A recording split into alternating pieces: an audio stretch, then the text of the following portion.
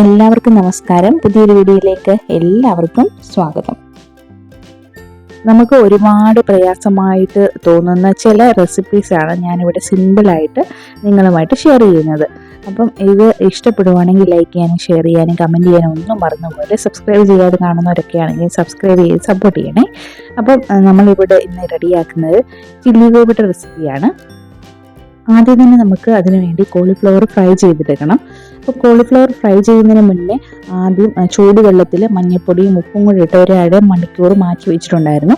അതിനുശേഷം ഇത് കഴുകി ഇത് ഫ്രൈ ചെയ്തെടുക്കാൻ വേണ്ടി ഒരു ബാറ്റർ റെഡിയാക്കിയിട്ടുണ്ടായിരുന്നു. അതിനു വേണ്ടി മൈദയും കോൺഫ്ലവറും അതുപോലെ തന്നെ കുറച്ച് മുളക് പൊടി ഇട്ടിട്ടുണ്ടായിരുന്നു.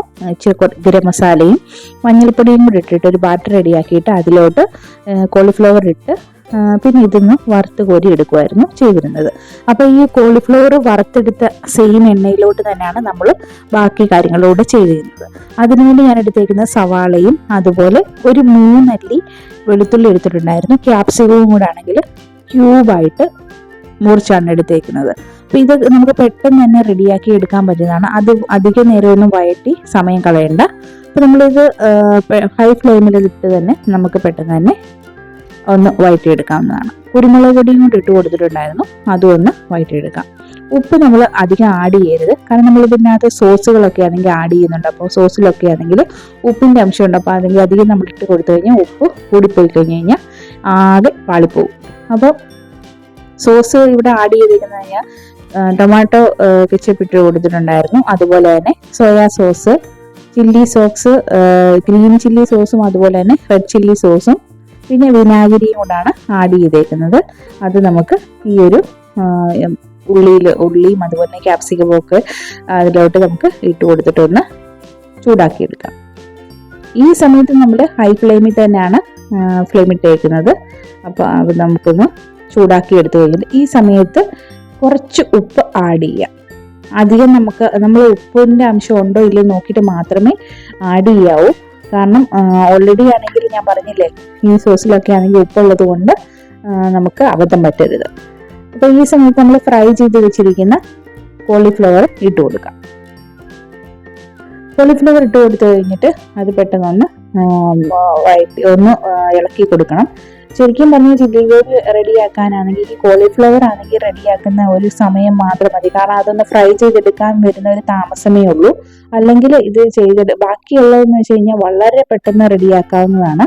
ഈ സോസുകൾ ഒഴിക്കുന്ന സമയത്ത് ഞാൻ ഒരു ബൗളിലോട്ടാണ് ഇതെല്ലാം റെഡിയാക്കി ഒഴിച്ചിരുന്നത്. വേണേൽ സെപ്പറേറ്റ് ഒഴിക്കാം, പക്ഷെ എല്ലാം കൂടെ ഒരുമിച്ച് ഒരു ബൗളിലാക്കിയിട്ട് പിന്നെ അങ്ങ് ഒഴിച്ചു കൊടുത്തേച്ചാൽ മതി.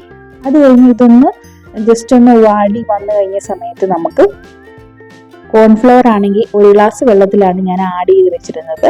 അത് നമുക്ക് ഗ്രേവി എത്രയും വേണം അതിനനുസരിച്ച് നമുക്ക് വെള്ളം ആഡ് ചെയ്യാവുന്നതാണ്. കോൺഫ്ലവർ ഒരുപാട് ആഡ് ചെയ്ത് കൊടുക്കരുത്. ഒരുപാട് ആഡ് ചെയ്ത് കൊടുത്തു കഴിഞ്ഞാൽ ഒരുപാട് തിക്നെസ് വരും. അപ്പം കോൺഫ്ലവർ ഒഴിച്ചു കഴിഞ്ഞാൽ പെട്ടെന്ന് തന്നെ ഇത് കുറുകി വരുന്നതായിരിക്കും. അപ്പം നമ്മുടെ ടേസ്റ്റി ആയിട്ടുള്ള ചില്ലി ഗോബി ഇവിടെ റെഡി ആയിട്ടുണ്ട്. ചപ്പാത്തിയുടെ കൂടെ അപ്പത്തിൻ്റെ കൂടെ ഒക്കെ നമുക്ക് കഴിക്കാൻ പറ്റുന്ന നല്ല ടേസ്റ്റി ആയിട്ടും ഈസി ആയിട്ടും റെഡിയാക്കാൻ പറ്റുന്ന ചില്ലി ഗോബിയുടെ റെസിപ്പിയാണ്. അപ്പം എരിക്ക് നമ്മൾ ഇട്ട് കൊടുത്തേക്കുന്നത് കുരുമുളകാണ്. അതിന് നമുക്ക് ആവശ്യത്തിനനുസരിച്ച് നമുക്ക് ഇട്ട് കൊടുക്കാവുന്നതാണ്. ചിലതിനകത്ത് പഞ്ചസാരയൊക്കെ ആഡ് ചെയ്യും. ഞാൻ പഞ്ചസാരയൊന്നും ആഡ് ചെയ്തിട്ടില്ല. നമ്മുടെ ഒരു ടേസ്റ്റ് ബാലൻസ് ചെയ്യാൻ വേണ്ടി പഞ്ചസാര ആഡ് ചെയ്യാവുന്നതാണ്. പക്ഷെ ആഡ് ചെയ്തില്ലെങ്കിലും ഒരു കുഴപ്പമില്ല. നമുക്ക് നല്ല ടേസ്റ്റി ആയിട്ടുള്ള ചില്ലി ഗോപിയാണ് കേട്ടോ. ഗോബി മഞ്ചൂരിയൻ എന്നൊക്കെ പറയും. ഗ്രേവി നമുക്ക് വേണമെങ്കിൽ നമുക്ക് ഒട്ടും ഗ്രേവി ഇല്ലാതെ ഡ്രൈ ആയിട്ട് നമുക്ക് എടുക്കാവുന്നതാണ്. അപ്പോൾ അതിനൊപ്പം തന്നെ പാലപ്പമാണ് റെഡിയാക്കി എടുത്തേക്കുന്നത്. പാലപ്പവും നമ്മുടെ ചില്ലി ഗോപിയും നല്ല ടേസ്റ്റി ആയിട്ടുള്ള ഈസി ആയിട്ടും ചെയ്തെടുക്കാൻ പറ്റുന്നതാണ്. നിങ്ങൾക്ക് ഇഷ്ടപ്പെട്ടെന്ന് വിചാരിക്കുന്നു. ഇഷ്ടപ്പെടുവാണെങ്കിൽ ലൈക്ക് ചെയ്യാനും ഷെയർ ചെയ്യാനും കമൻറ്റ് ചെയ്യാനും ഒന്നും മറന്നു പോകണ്ട. അപ്പം നല്ല വേറെ പുതിയ റെസിപ്പീസുമായിട്ട് വരുന്നവരെ എല്ലാവർക്കും thanks for watching. See you next video. Bye by.